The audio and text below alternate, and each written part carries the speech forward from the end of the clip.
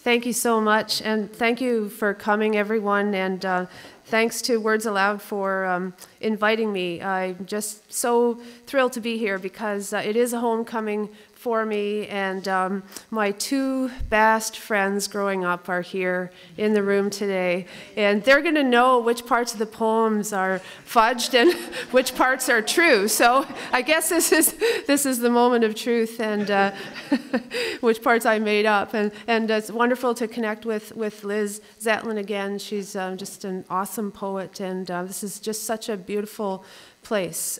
So great to be here, and lots and lots of memories from this area for sure, and perhaps some of these will come out. Some of the poems I'm reading are a bit older, but since they're inspired, they're essentially Durham poems, I'm going to read a few of those today. I tend to get at things through a fairly domestic lens. 4-H. Was it making those perfect Jell-O salads, carrot curl moons hung in translucent lime, domes or orange, that gave me such enormous notions? The courage to ask the big questions about finger food, which side the salad fork resides?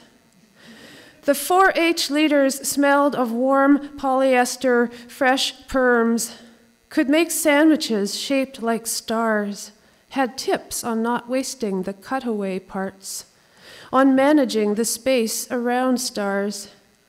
Each tramp home after 4-H, dippers clanging overhead said, "Scale back.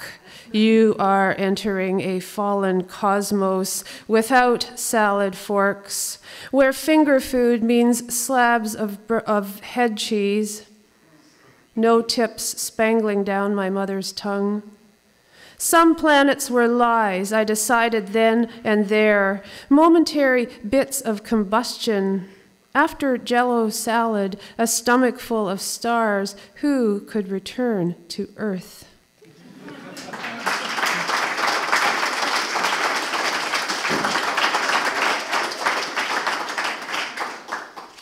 Thank you. Achievement Day.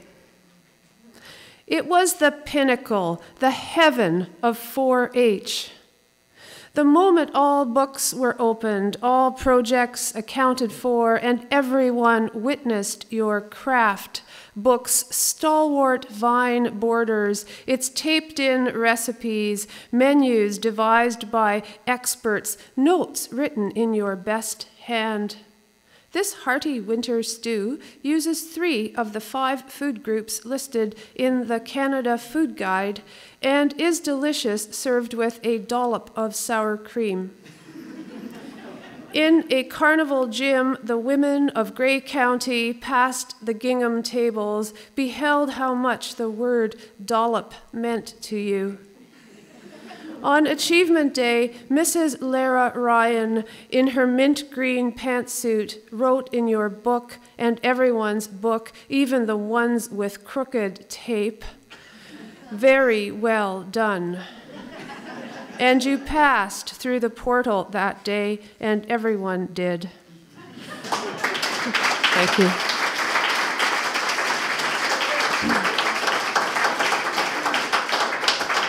Yeah, I never did ever hear about that anyone failed 4-H. Not even once, not ever. And that's a very nice, reassuring thought in a stressful world. You cannot fail 4-H. My dad worked for a while over at Swift Canadian in Hanover, and that was my first summer job, my first real job. I worked when I was in high school over at Swift Canadian one summer. Hairnets and giblets. Sure, you pulled a paycheck from it, but how many turkeys had to die first? 8 million that summer alone. You had connections in the turkey world.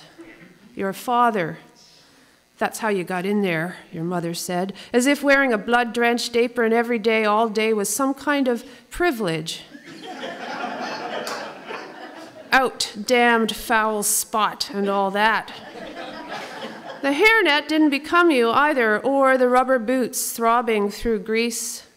But that didn't stop the killing room guy, the one with the electric knife, from asking you out. What he must have seen.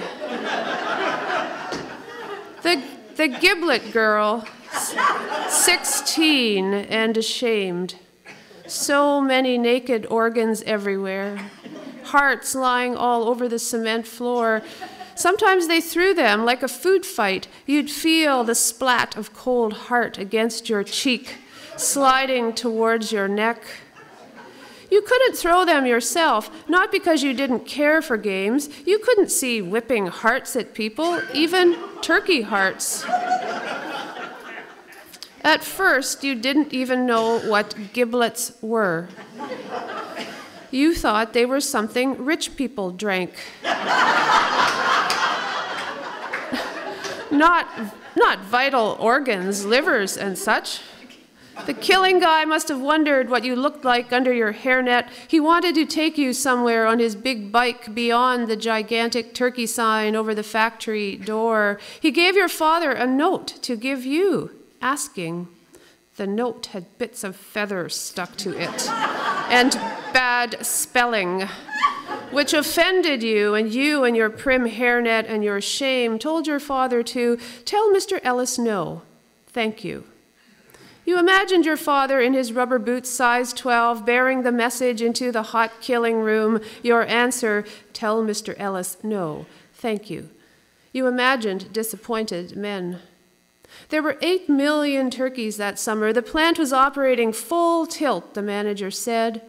Such a relief to pull off your hairnet, go back to grade 11, school, such a bloodless place without rubber boots.